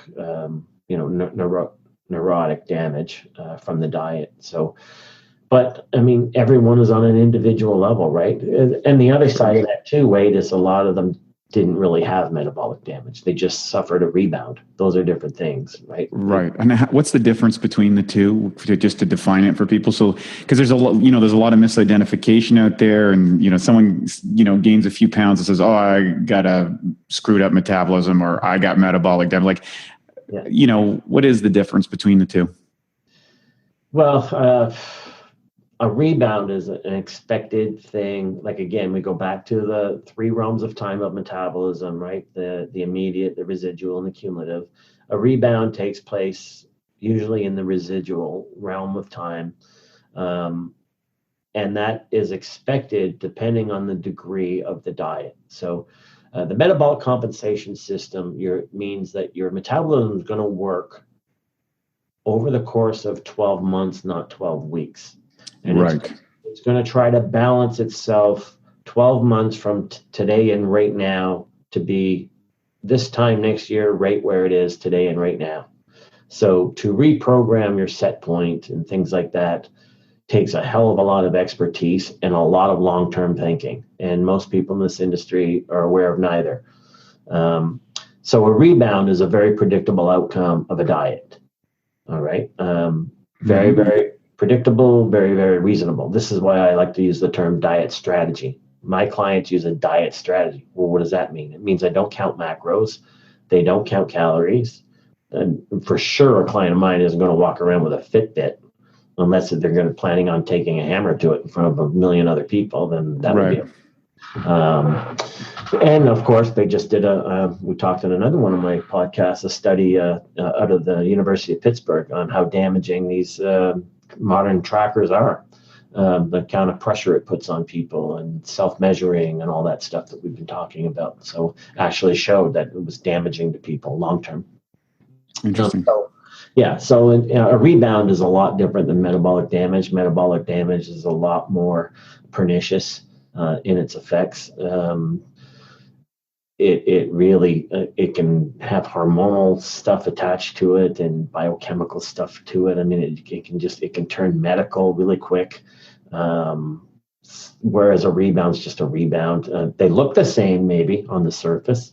Someone lost 30 pounds, gained back 35, but metabolic damage tends to happen a lot faster. So whereas a rebound can happen quite slowly.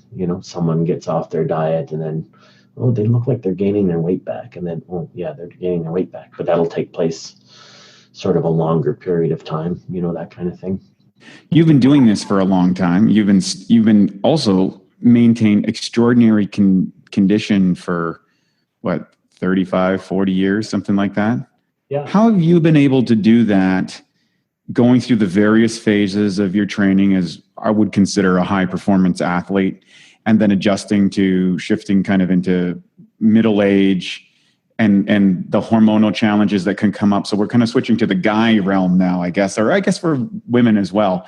But what has been the changes that you've noticed and the things that you've made the adjustments and integrations with? Well, I mean, there's major differences when you turn 50. And anyone who thinks they're going to come up against that and win is a fool. There are major changes. So I wrote a book, Physique After 50, and I wrote a follow-up book, The Aging Proposition, because the mind better match the reality. Right. Yeah. So there's a lot of metabolic, biochemical, hormonal disruption and dysfunction that starts happening before 50, really, but noticeable at 50. When do you think that starts usually for most people? It's different for most people because a lot of it is influenced by lifestyle, right? Sure. Chronic dieters are going to be hit harder. People who are overweight their whole life, who eat a lot of processed food, they're going to be hit harder. Like a healthy lifestyle definitely helps. But sarcopenia is going to happen to everybody. And, there's no prevention for that. All you can do is slow down the pace at which it occurs. And that's something, see, there you go, managing expectations, right? Right, exactly. And then I started feeding into, for instance, the metabolic stuff that I developed. I love the MET training, but I can't do it anymore. And that was just accepting. That's just, not a reality for me. I can still use complexes. My hard gainer solution book is all about that. But we do it with body parts.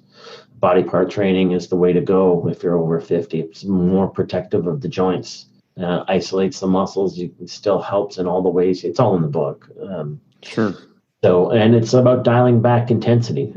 Your work capacity is lesser, but your recovery capacity is even lesser than that. So how do you manage that? Are you going to train so infrequently that you're not getting the benefits anymore, or are you going to manage your conditioning during what we call intra-workout recovery? With something. So I'm able to still work out 6 days a week because I'm realistic in the gym that I'm not Superman. Right. So hopefully the S on my chest stands for smart rather than super. And managing these things, appropriately at my age. And which just, I think, the natural transition of age as well is you just tend to develop other interests and deeper interests, right? So the difference, I think, the major difference is, at the height of my career, of course, I worked out to look better. But, now I work out to feel better. How I look is just a collateral benefit. And, I go to the gym to feel better, and the stuff I do is all about that, right? So I think it goes back again to, finding that thing that makes you tick, like you're asking about my age. Now, we're doing a lot of podcasts coming up on that because a lot of the people are aging that are experts. I mean, just the true experts, the ones that the young bucks on Instagram don't know anything about. But like I'm having on my show, like we've had JC Santana on. He's 58. We've had Dan John on. He's about to be 60. I'm going to have Lou Schuler on. We had Alwyn Cosgrove on. I mean, all people in their 50s, right? So, and for our listeners, how old would you be, Scott? Yeah, I'm 56 this summer. Wow, amazing. Yeah. Wow. So I think it's one of those things. Like one of my best friends is Trevor Timmons, who's director of scouting for the Montreal Canadiens. Very, very high pressure work. His job is insane. He travels more than 200 days a year, and I mean global. So, for example, you can see on YouTube workout number 17 from my hard gainer solution. I Skyped Trevor one day because he said he might be coming in my area, and I said, "Can you talk right now?" He's like, "No, I'm at a game in Russia." So he was scouting a game in Russia. 2 days later, he was in Victoria. And then he came to Vancouver to watch a game. Then he came here to Kelowna, came by my dungeon and worked out and did that workout live with us from my hard gainer solution. Then he went to Regina. Then he went to Saskatoon, and then he went home. So insane, yet ripped to the nines, 49 years old. Has a schedule that anyone could use as an excuse to not exercise and not diet. I think it was 10 years ago, Hockey News said he was the most buff man in all of professional hockey, yet he's in management. So, amazing. Yeah. So, and then people can go and watch that workout on my YouTube channel. It's pretty cool. There's me, Trevor, and my protege, Andy. And so at the end, we talked about real life stuff. And we made the point that, with Trevor's crazy schedule, 12-hour, most of his days are 12-hour days, if they're at all like his work days, because he's got to not only scout games, and he sometimes does 2 in a day. Well, then he's got to input everything he just saw and share it with his other scouts, and he's got to read their notes on the games they scouted. So it's a never-ending stream of work, right? And we stress to our clients, the difference is Trevor works out to relieve stress. It's not an added stress in his day, or he'd never get it done. Right. And then he got talking. You can see it at the end of the workout. He starts sharing some of his best ideas on contracts or players that come in the middle of his workout. Right. So that led to the thing I was going to mention before, where when we were talking about self-connecting, and we kind of got into that with Trevor. And I use this quote a lot, and I used it at the end of that workout with Trevor as well. If you're fortunate enough, and some of this comes with age and experience and the wisdom that tends to beget if you're paying attention, to have a self-connecting activity, it becomes this place where you can go to lose yourself and find yourself at the very same time. And within that time, in that place, everything else becomes nothing. And for the time you're in that thing, that nothing becomes your everything. And if you're fortunate enough to find that in life, then you found all that there is to find. Everything streams from that. So that's when Trevor says the best ideas come to him, because it's what we call Zen mind, right? Like the mind should be like an empty rice bowl. If it's always full, the universe can't come along and fill it. That's not my quote, it's someone else's. And that's what a self-connecting activity is. Whether you're a hobbyist, and I would guess I would say at this point I'm a hobbyist, right? I can't do any stuff at a competitive level, nor would I want to. I'm a happy little camper doing what I do. Right.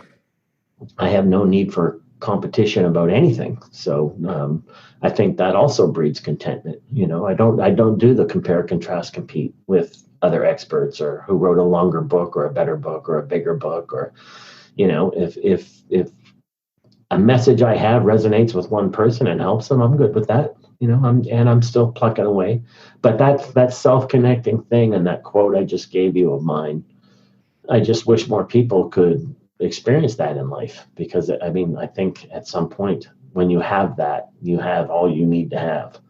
So instead of piling up wants, you realize how few needs you need to fill, and you fill them, and life is pretty good. Well said. There's so many things I want to unpack here, but when I went through my coaching experience with you, and then I had that kind of experience in 1998, it was like kind of my culmination where internally I made that transition in the sport. I realized it was an external thing. It was an internal journey, and kind of moved on and developed a career out of it. But it was a challenge. There was a space where you kind of lost for a while, and I lost myself for a while, and did a whole bunch of crazy things, and went through some real heavy trials, and was fortunate to come out the other side, and then found my Zen in my passion, and got to that place. And of course now my workouts serve that point that you were talking about. It's actually a relief from everything else I knew. It's like, okay, I need to go to the gym to like unplug from all this other stuff that I'm doing. What happened for you when that came about in your world? Like, was there something that triggered it? Was there something that thing, or was it a challenge? Was it a crisis? What was that? Yeah, it was something very, very major and soul crushing that I'm not ready to share yet. But Wow. it was the universe bringing me to my knees, which was definitely needed. And you know what? It's one of those things I say every year on the anniversary of that day.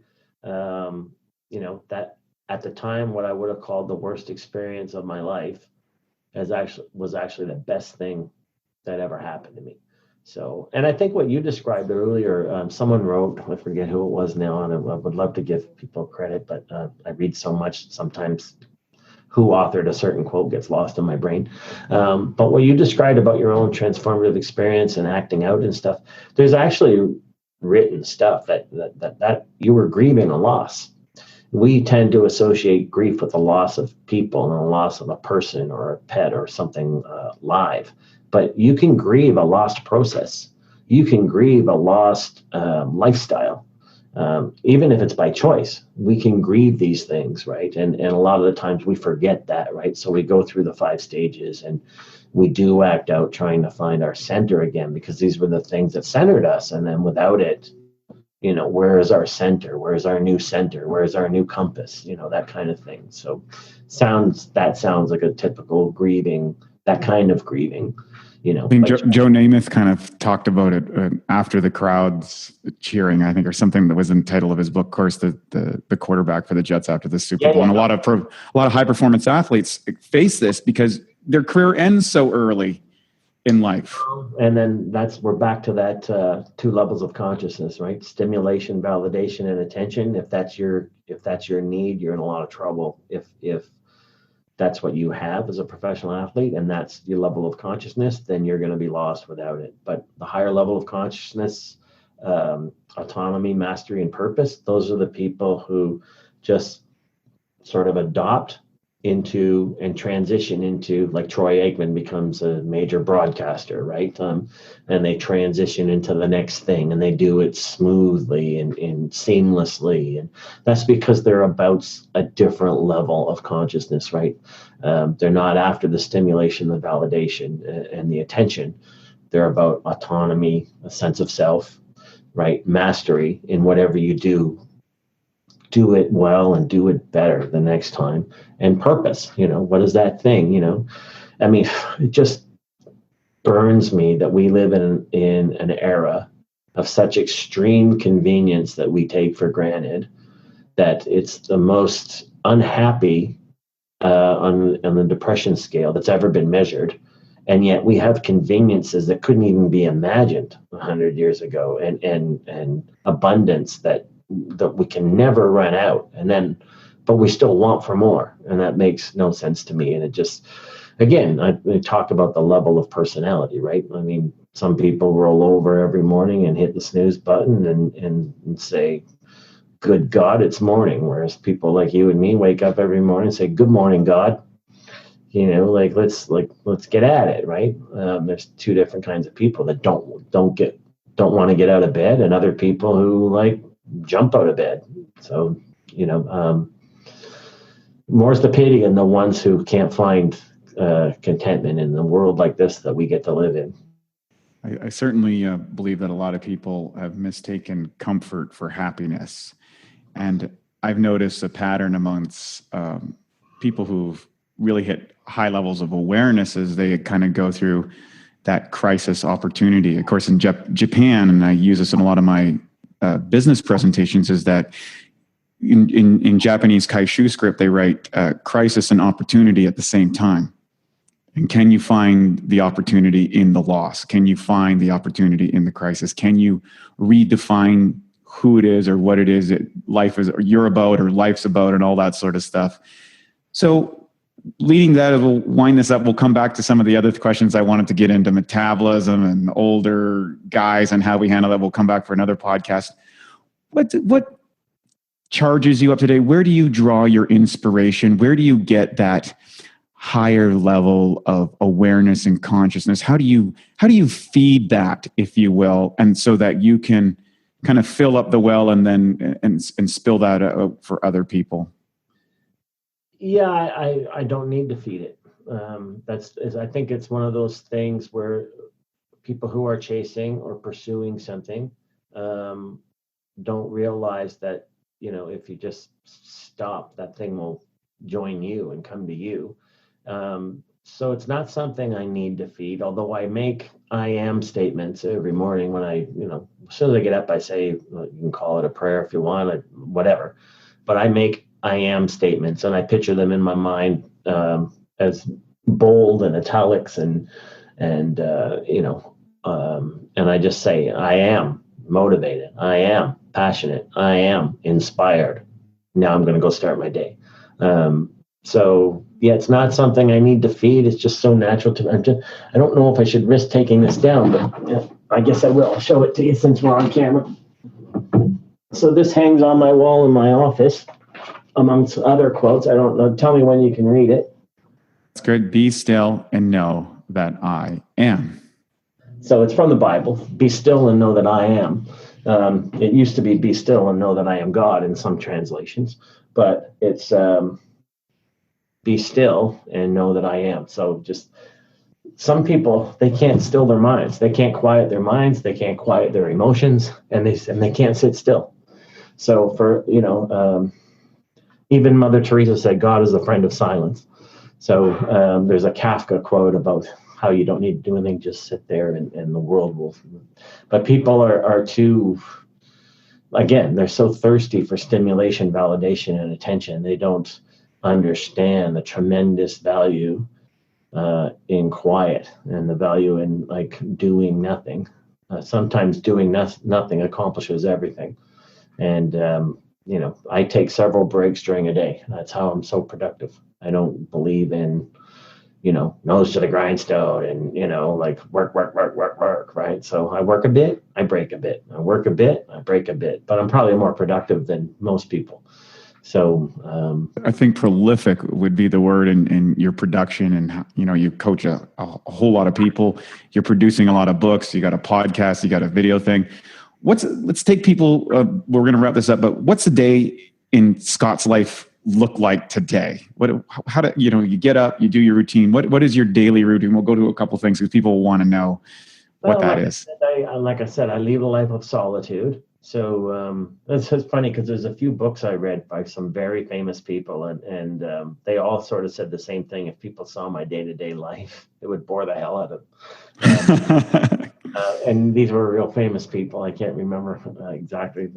But yeah, I get up at 4 every day. And then I come downstairs most days. I break that up. So there's on the weekends, I don't come right downstairs, because I ask clients not to write me on weekends. So I get that kind of little mini break.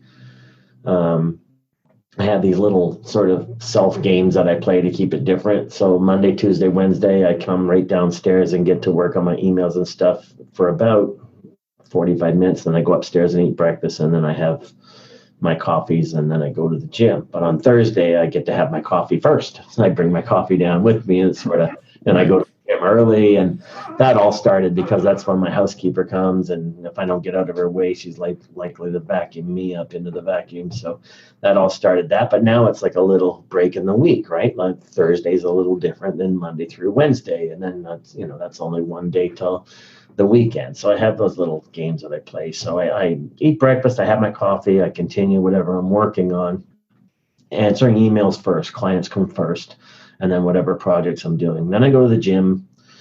Then I come back, have my shower and all that stuff, and then come back down. There's usually another full inbox by then. Work on that. Probably have a podcast scheduled in there.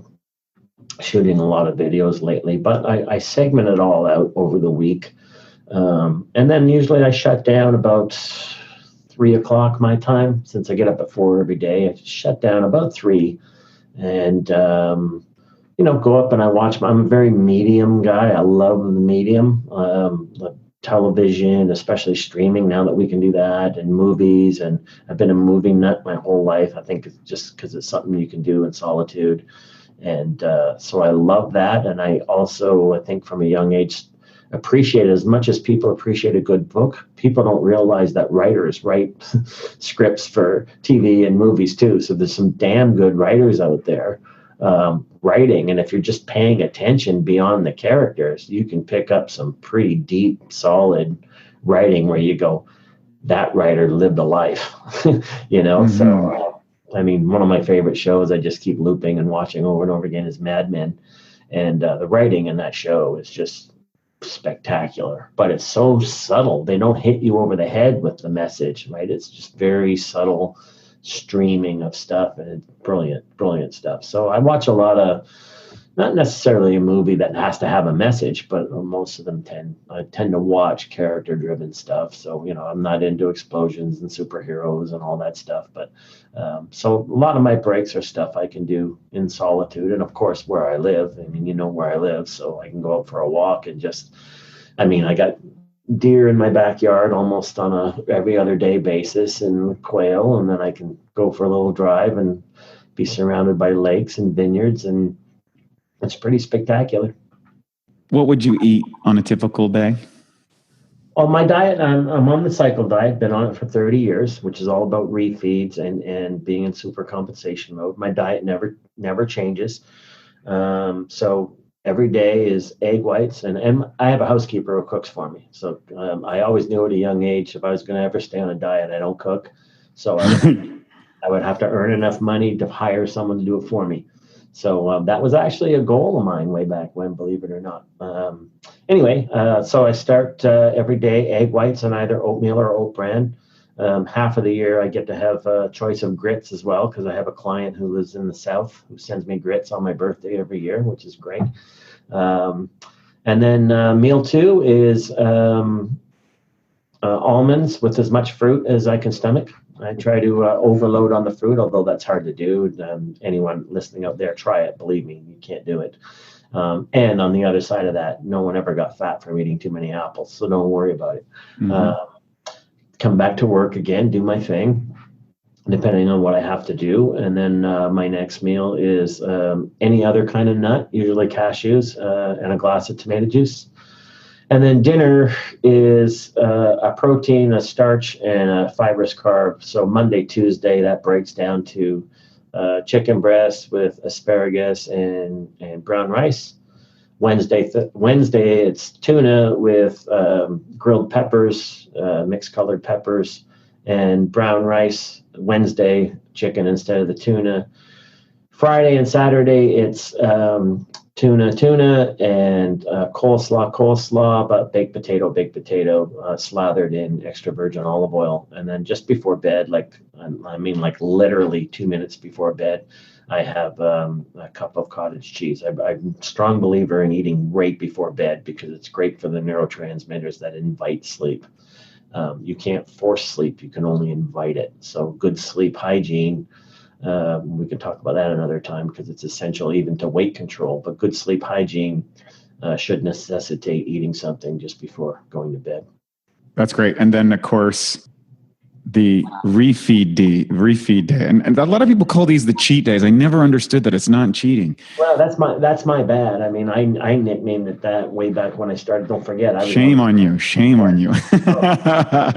When I realized later on the connotations it held for people, that word cheat, definitely we turned it into, we call it spike or we call it refeed. Yeah. So if people were listening, I outlined 6 days, not 7. Now it used to be a half-day refeed in the middle, but my metabolism at my age is, one of the realities I have to accept. So yeah, I have a full refeed day on Sunday. Anything goes, anything and everything. I've done a few of them live because people don't believe. My protege Andy, he's young and in his metabolic heyday, being 6'3" and being 34. You should see that guy's refeed. It's just holy crap, can that guy eat? So to have 6-pack abs like he has year round and watch him eat a cheat day, like he'll go through a dozen donuts in 5 minutes and still eat something else. But yeah, Sundays are my refeed day and I tend to enjoy them. But now instead of being about, the amount I can eat, it's more just about getting away from the 6 other days of the diet and just enjoying, whatever. Usually during football season, that tends to be a lot of beer. I'm a real beer connoisseur. That's great. And the good thing about the cycle diet, of course, too bad we didn't get to this, is the metabolic element of it is training your metabolism, which you can actually do in order to optimize it and keep it optimized. People can read my book, The Cycle Diet, or I have a course, The Cycle Diet, which is takes the book and then expands upon it. But with the cycle diet, you see, like I'm about to go on vacation for 2 weeks. Well, on those 2 weeks, I don't think about diet. I don't worry about diet. I don't focus on diet. I go the other way, right? As a matter of fact, I go to the grocery store. I go right to the bakery. What am I going to? And in 2 weeks, I'll come back at probably the exact same weight or even a little lighter. But I don't eat a thing that's on my diet while I'm on vacation deliberately to reboot metabolism, respike metabolism, and it works. And part of the thing we showed in my cycle diet course is, again, outside the industry, right? Like knowing where to look to gather the knowledge. Well, where do you think I looked for the knowledge on metabolism and refeeds? Can you guess? Yeah, I'm drawing a total blank. I went to the field of professional eaters, for people who eat in eating. Right, like these little Asian girls that can eat like 20,000 calories in 10 minutes and stuff, like crazy things. I used her, actually. Her name's Sonia, and she's known as the Black Widow. She once ate 9 pounds of cheesecake in 10 minutes. She ate, I don't know. There's a guy online, Matt Stoney. The stuff he can eat is just insanity. I mean, but they stay lean. So if it was all about calories in and calories out, then why aren't all professional eaters fat? The majority of them aren't. And if you look at their lifestyle, what you see is regular relative deficits, which is what my cycle diet has been about since its inception, with well-timed refeeds, what we call spikes, because don't forget, they compete at this. And if you compete at something, what does that mean? It means you have to practice it. So they don't show up in a blue moon and eat 23 hot dogs, right? They have to practice this stuff, and they practice it by going from relative deficits to deliberately overeating to optimize and keep a robust metabolism. So I borrowed from that and I explained in the cycle diet how and why it works. And here's an example of why calorie counting doesn't make a whole lot of sense. Amazing. Scott, of course, as always, you're an amazing interview and a wealth of knowledge. And of course, for those people who are looking to find out about, how to really master their metabolism, kind of their own inner keys or the keys to the inner universe. You do offer coaching. You have an array of books. You have an amazing podcast that's just a wealth of knowledge. How do people get access to you, find out about you, learn about you, or hire you, essentially? How do they go about that? The website, scottabelfitness.com. That's the simplest place. And then you can go like the coaching services and stuff. Most of my books, but not all of my books, are on Amazon. Like I said, we have several courses: Program Design Masterclass, the Cycle Diet, HardGainerSolution.com. And for your listeners, if they put /free, they'll get several free workouts from the Hard Gainer Solution. Social media, you can start on Facebook on my fan page, Coach Scott Abel. If you put Coach in front of my name, you'll probably end up with my social media stuff: YouTube, Facebook, Instagram. I'm pretty new to Instagram, but I'm kind of getting the swing of that. So, and someone else manages my Twitter feed. So, but yeah, I mean, scottabelfitness.com emanates from there.